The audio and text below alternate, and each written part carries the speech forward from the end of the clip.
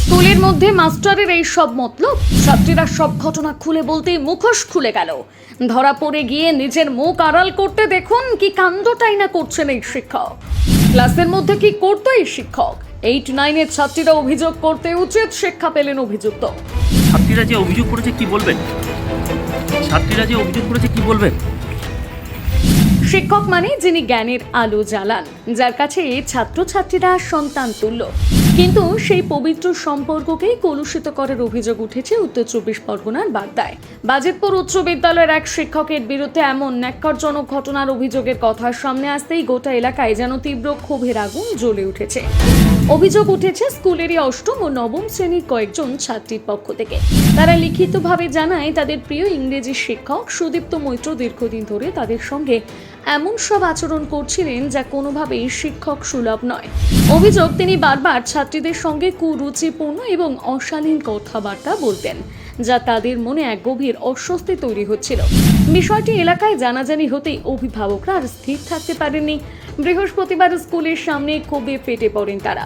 তাদের একটাই দাবি যে মানুষ গুরুর আসনে বসে এমন জঘন্য কাজ করতে পারেন, তাকে যেন কঠোরতম শাস্তি দেওয়া হয়। খবর পেয়ে বাগদা থানার পুলিশ স্কুলে পৌঁছয়। ছাত্রীদের পরিবারের পক্ষ থেকে লিখিত অভিযোগ পেতেই আর দেরি হয়নি।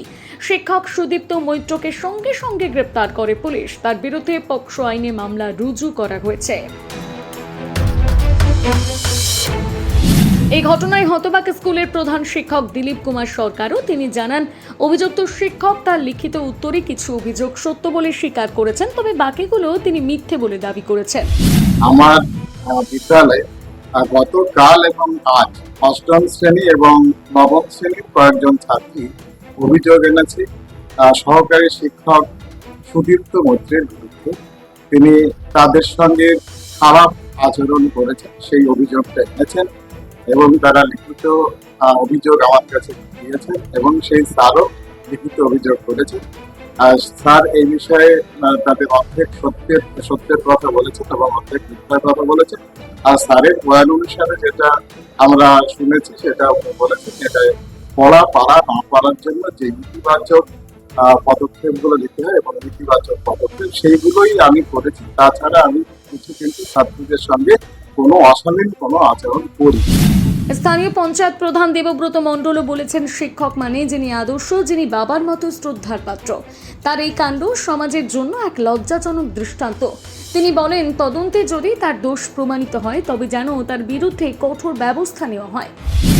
4-5 জন ছাত্রীর সঙ্গে এই যে অপ্রীতিকর ঘটনা শিক্ষক ঘটিয়েছে, এটা কোনো রকমই শিক্ষা প্রতিষ্ঠানের বাঞ্ছনীয় নয়। আমি স্কুল কর্তৃপক্ষের সঙ্গেও আলোচনা করেছি। এই শিক্ষকের বিরুদ্ধে শিক্ষক যদি সত্যি পুলিশের তদন্তের সাপেক্ষে শিক্ষক যদি দোষী সাব্যস্ত হয়, তো সেক্ষেত্রে এই শিক্ষকের বিরুদ্ধে কঠোরতম শাস্তি হোক।